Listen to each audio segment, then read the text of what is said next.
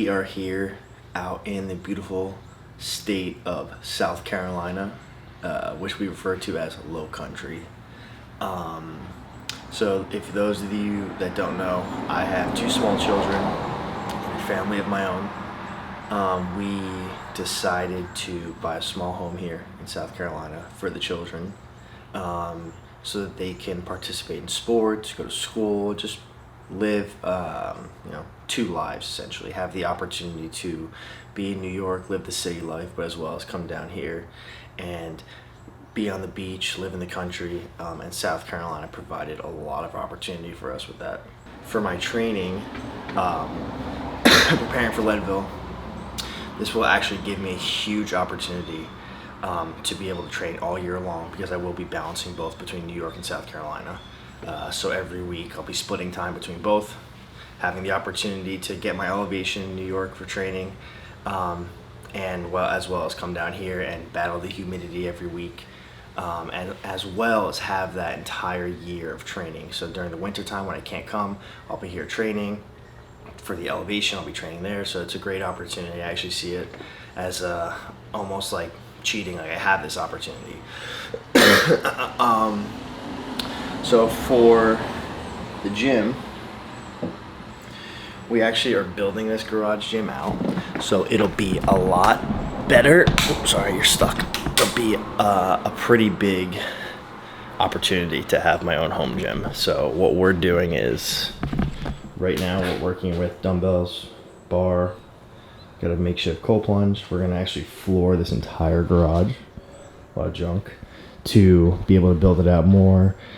Bar, dumbbell, plates, box, med ball slams, and we got an assault bike. So that will be pretty much it for now. But yeah, I'm excited to get the opportunity to bring you guys along with this series.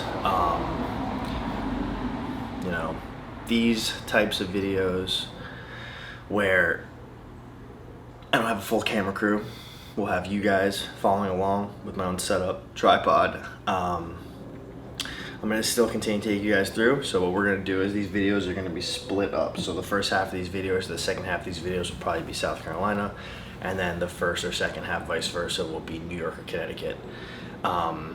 We're going to stay committed to the ROAD to Leadville series. I'm super excited about it. For those of you that don't know, or if you guys do follow, Leadville 100 2024 was actually yesterday or 2 days ago. And it was such a great opportunity to watch those men and women compete, and I was able to track some of the big names that I've been following for, looking for inspiration in my training, tracking where they were, seeing how all their behind the scenes stuff, seeing what their teams were doing, seeing how they were preparing, seeing how they were running. It was just such a great opportunity, and I'm so grateful to have been able to watch that, and have the opportunity to even watch it before I go next year.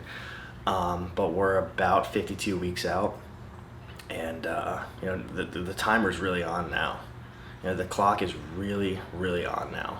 So now every single day for the next 52 weeks, every single workout, every single recovery day, every single gym workout, everything will count, because at the end of the day, it's all coming down now. 52 weeks, 365 days. And I'm so excited for it. I can't wait. So I'm excited to take you guys along. We're going to hop into a workout. I think we just honestly don't really have that big of a deal today. It's Wednesday, so we're going to check our method app, check our complete program, see what we got, and then training peaks. I think Coach Lance has only like 3 to 6 today, so I'll be able to take you guys around. I'll hop on with the Osmo so it's not shaky. I'm not carrying a 30-pound camera with me, and let's hop into it.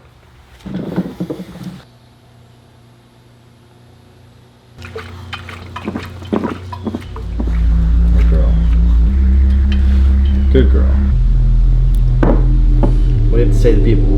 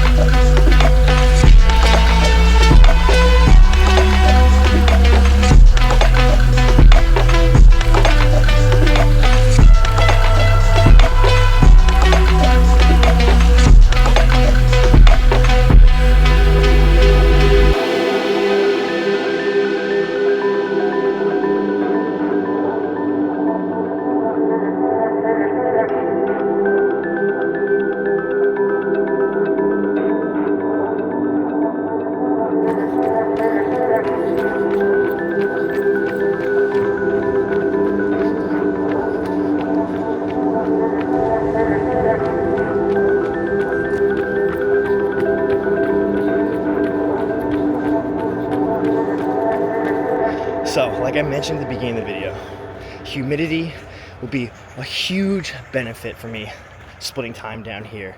I'll be able to have the level of elevation, being able to live in New York, as well as split time here and be able to use the humidity here. Now, there is no elevation in South Carolina. This trail right here has 22 feet of elevation gain, which is not in my favor. But fortunately for me, I'll be able to balance both, using this for humidity training as well as the elevation training in New York, up in New York.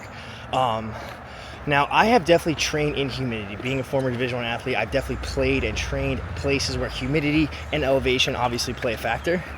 Now, I don't know if I was just too young at the time to really be affected by it, but the humidity the last 2 weeks that I've been here has been really kicking my ass. I'm not gonna lie to you guys, I'm gonna be honest with you. Very different training in this level of humidity versus training in New York in 98. 98 here versus 98 in New York, very different. But that excites me, that motivates me every single day to stay hydrated, to push through my workouts. Actually, yesterday was my first workout where I actually had to jump into the cold plunge because I started blacking out, but this has been very, very eye-opening for me as an athlete, able to, get crushed by humidity, and I'm excited. It excites me. We're gonna smash these 3 to 6 easy miles, head back, and we got some things to do for the house, and I'm gonna take you guys along, so let's get this running.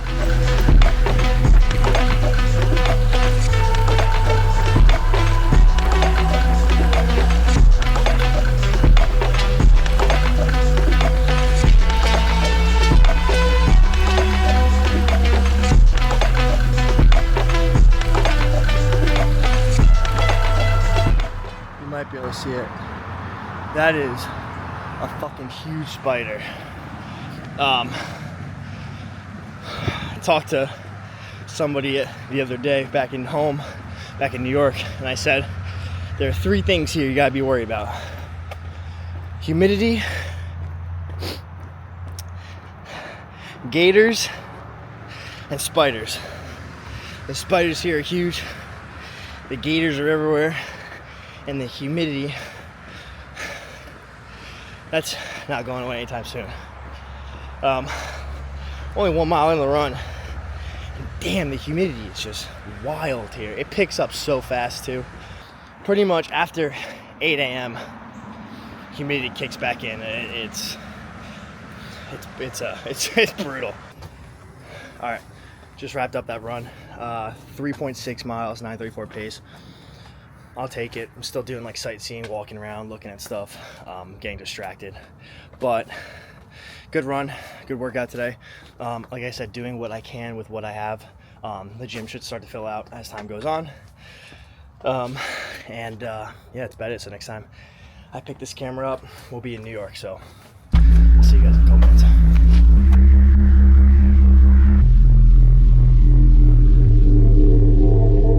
We are here back at Graham Hills Park.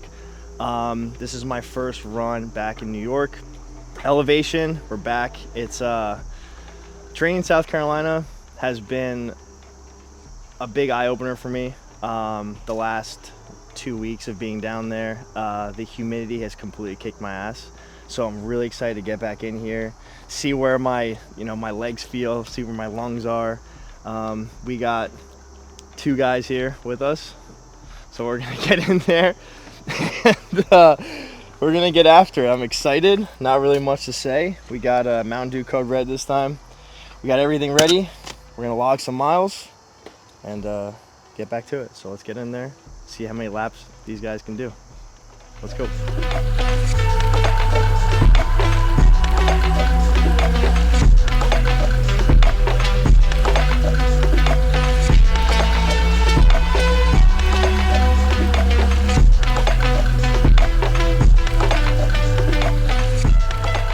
All right, 1 lap in. It was like a 11:30-ish average pace. I think our first one was like 11. Second mile was about 12, and we came out half a mile extra. So, like I said, every loop is 2.5 miles. Felt good. Literally, I think the first mile, we didn't stop for any climbing or any recovery pushes. No, the first mile was like 9:30. Yeah, it was good. But See what I'm talking about? Yeah. Finding like, all right, let me pull up a little bit, recover my legs, not burn through my legs. Yeah. Because when I get to the top, I still have more running. Right. And that's the key with trail running. I say every episode, it's like, that's what makes it so much more fun rather than running on track or running on the road where it's like repetitive. Right. It's just every mile is the same. Trail running, you could really push it, you could sit back, you could find a different line, you could change your course. That's what makes trail running so much more fun. And it's better to do with a group. Alex was like, go on. Way more fun to run together than run alone. Running together, you run farther. Running alone, you run faster. And we're not racing, we're just trying to get miles, time on feet. Most important thing. So, we're gonna go back in there, get back after it. Feel good. Go.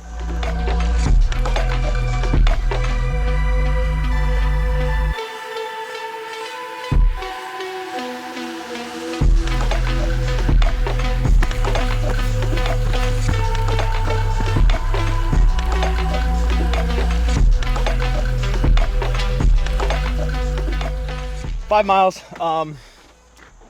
Good pace. Came out at around 12:31 pace. An hour, 3 minutes of running. Every time between every loop, what we do is we stop, obviously hydrate, refuel.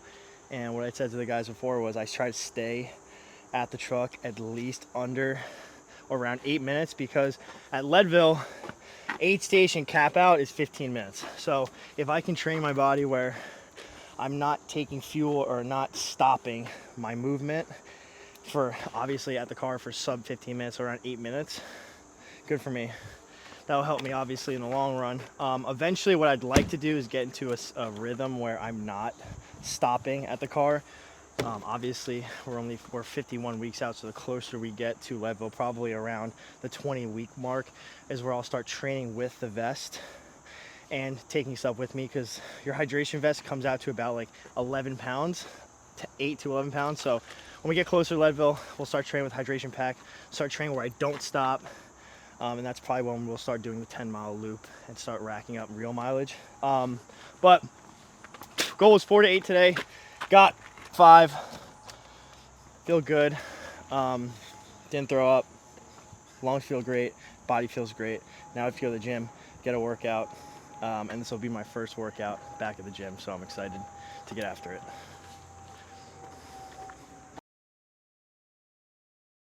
All right, so we're here at the gym, just wrapped up 5 miles, and we have a workout today. This is one of our pacers and the guy behind the mastermind behind Method and my strength training. So like in the first couple episodes, I talk about how my strength training can't fall off. Like that will be one of like the quintessential differences that helps me over other athletes competing for Leadville. And Kevin has been the mastermind behind all that. He's the one that's been planning all my workouts, designing them, making changes. You guys saw him in the first episode. He's actually going to be one of our pacers, right? Yes. One of our pacers. He's got a lot of work to do. We got to buy him some new ankles. He needs some help. But, like I keep saying though, is he has it in him. Even though sometimes he doesn't, he has it in him. And I love that about him. So what are we doing today? Today is lower push. Or push. So 4x6 back squats, followed by one set of 15. So 4x6, 70%. So What's my 70%? great question. Right now, as long as we don't go backwards too much, that's the biggest issue. Yeah, because my strength right now it's gonna take a hit regardless because of the running, and that's the problem. Right. Is trying to find that 50-50 balance. So like a 70% for me, raw dogging it after not running versus like right now coming off a 5-mile run and going right to the gym, that 70% is a lot different. Yeah, for sure. And that's the hardest part right now, is trying to find like a happy medium. And that's the thing. Like, we don't want to overtrain. Yeah, that's the biggest thing we want to avoid. But if we're gonna make those mistakes, now kind of is the time to do it. Yeah. just trial and error. There's a lot of trial and error at this point because, like you said, you're 70% from your like powerlifting days, completely different than like what we've been doing in method, and now it's even worse, as in your mileage, your volume per week has only been going up since working with Lance. So yeah, and that was like the first thing we talked about with Lance was like trying to find a happy balance. Like he didn't want to make too many changes to our strength. He wanted to give that all that power to you. Yeah. Because it's not beneficial to stop and completely give up the lifting, because lifting is important. yeah, And he deals with a lot of people that are only prioritizing running. That's why it's special for us to have this strength portion of it already set. So all we're doing is basically just implementing the running into our lifting, just changing it a little bit to obviously Yeah. like, you know. it's actually really Make easy some room for for the me running. because all we're doing is actually we're removing stuff. Yeah. We pretty much kept everything the same for everybody. Yeah. The only thing is like you're doing less metcons, if not zero metcons, and just all the strength and accessories. Obviously now the running is all their cardio portion versus like everyone else still has different modalities. They'll use a rower, biker. Yeah. Yeah. The strength is important, and that's what Kevin's here for, to make sure that I don't get too comfortable with just the running. Because there are a lot of days where I run and I come here and I'm like, I can't do it right I now. do it all the time. Yeah, and there are a lot of times that I do that, and it sucks. It makes me feel like shit. But, you know, like I said, those hard days, like today when I was running, I was like, I'm so excited to go to the gym today. I have days where I'm excited, and I have days where I'm like, holy shit, we have a leg day today. Yeah, no, it's pretty bad. Like that's why we're trying to line up the training, training peaks and Training peaks and method complete, so that some of his days aren't like heavy duty running followed by heavy legs. Like today might be, what was today technically supposed to be for training peaks? Easy. Yeah, it was so Easy 4 to 4 to 8 8. easy. We actually tapped out at 5, so 2 loops, which is okay. I still try to, anytime Training Peak says like 4 to 8 or find a a happy happy medium. medium, I try to find a happy medium. Yeah. If I'm by myself, I try to get to the 8. So like what we were saying is like for tomorrow and Wednesday, switch those workouts around. Yeah. Just so like we could actually maybe put in a track workout in there. Yeah. The intervals are better to do at the track. Yeah. So we're getting the work in. We just move some stuff around. Yeah. We'll- And we we'll have get it that done. freedom, which is good. We're not stuck to one person telling us what to do. You know, that's the benefit But of now, having now we have to listen to what Lance has to say. in our meeting, Yeah. and probably I'm scared. get yelled at a little Yeah, bit. exactly. Yeah, he's gonna yell. He's at either us. gonna say we're doing too much or not enough. Yeah. I feel like I feel like he might think we're doing too much. yeah. Too much is good. I have no problem. I'm not That's what I'm complaining. saying, No like, body, no injuries, no nothing so far. I'd rather give someone too much to do and they're just like, oh, let me scale it and not do something. Yeah, yeah. And that's the whole point about method too. Method Oh. and complete is we're giving you everything and allowing you to de-escalate or scale back whatever you want to do. As long as you're following Yeah. the formula we give you, which is good. And that's exactly the way I like to work out. Controlled chaos. Controlled chaos. So we're gonna head back in there and get back to work.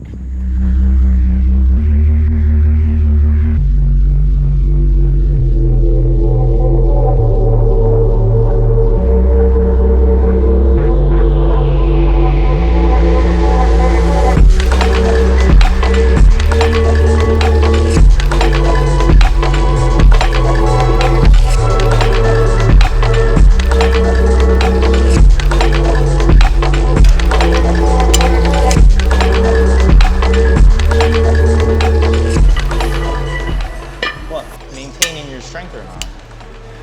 So, the last 10 days, I haven't had a power rack. I've been pretty much doing all dumbbell. All the Metcons in the complete program have been the only thing I've been able to do. And I've had to heavily modify them because I've been super limited. So, like, anything that's been like sandbag work, I've done like front rack carry, dumbbell work. Anything that's been like squatting, I've had to like dumbbell squat, front rack squat, whatever. We'll see how this one goes. Yeah. But today my rack showed up. So my rack, my kid's trampoline.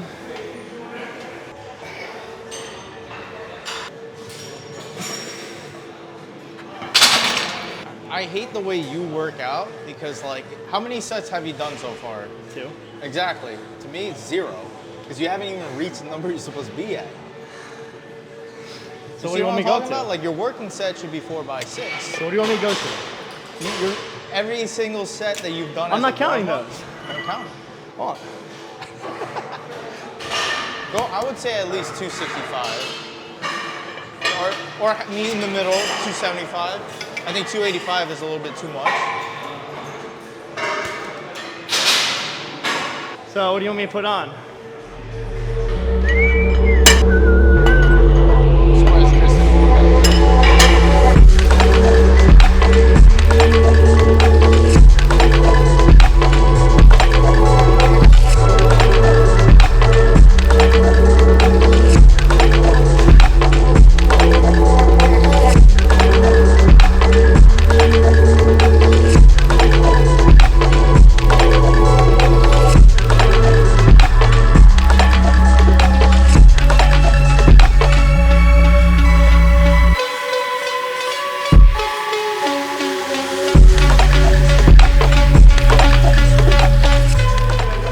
Fading.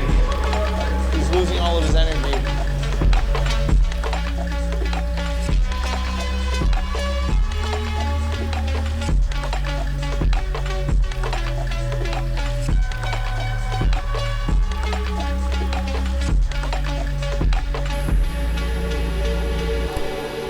All right, so one of the most fortunate things about being in New York is that the Nike House of Innovation is only 21 miles from where our headquarters is and where our gyms are. On the flip side of that, we live in New York, and New York is a different animal out here. So we are going into the city. It's about a 40-minute, 37-minute drive with traffic right now at 2 o'clock in the afternoon. And we are going to stop in there because I left pretty much all of my training shoes except for the Ultraflies down in South Carolina. And I'm trying to eliminate packing clothes and bringing stuff with me. I pretty much just want to roll on the plane, get off the plane, come right back, and vice versa, going back and forth. So what I'm going to do is I'm going to bring these Ultraflies down there and keep a pair here and maybe get a bunch of other pairs, just so I'm not splitting time or bringing packing stuff with me. If you guys have ever been to New York City and have had the opportunity to go to the Nike House of Innovation, it is like Disneyland for runners. It's 4 floors. It's a wild time. Have you ever been there? You ever been there? No. Have you? Oh, dude, it is like literally like out of a movie. How crazy! They did such a great job at this store. They actually just re-renovated it. So we are going to take the Rivian, drive down there, fight for parking. I'm not a city guy. I think I've maybe been to the city like 20 times in my entire life. I hate parking there. Actually, last time I went down there was the first time I've ever parked there in the city. So it should be an adventure. Sit back, and we'll be there in a couple minutes. I was trying to make it look like we're in something. It's a tourist. Fucking tourist. I live here. Well.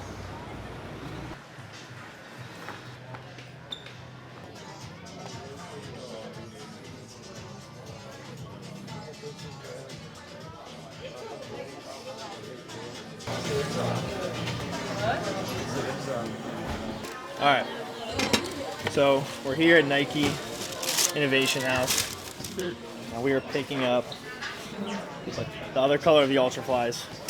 50% of the reason why I'm picking up another pair is because I want to make sure that I'm breaking in more pairs so I have them available. Also, because Eddie took my other stickers. I can't find them, so I need another set of stickers. But I really wish our Nike store that was local in Scarsdale had more variety. They have no Zagama 2s, so I actually might even pick up another pair of Zagama 2s while I'm here. And that's really going to be the name of the game right now, is like I'm finally getting comfortable in this pair of Ultraflies. I want to keep adding it to my arsenal of shoes so that I continue to build in and break in shoes leading up for the next year. I don't want to get dependent on one single pair of shoes, because what happens if that one pair of shoes goes to shit and I'm out of luck? I have to wear brand new shoes for my race. So the next couple weeks I'll be adding in more ultra flies, building in more Zagama 2s into my training to just work in different types of shoes, just like golf. You have different golf clubs for every different type of shot. Running shoes are the same thing. You have different types of shoes for every different type of run. Fortunately for me, the Zagama 2s and the Ultra Flies are the two of the most perfect trail running shoes. So, let's go pay downstairs and then we're... I'm broke.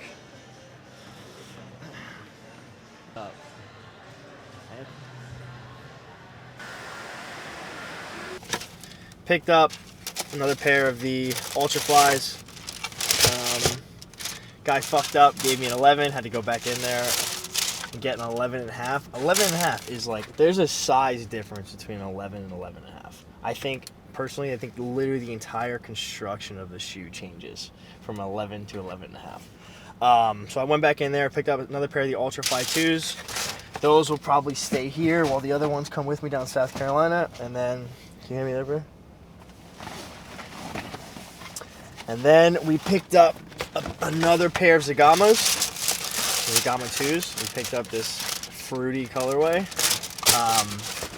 just because Ranger decided to go eat my first pair of Zagamas. And like I said in the store, I think personally that running the combination of the Zagama 2 and the Ultra Fly is a great combination.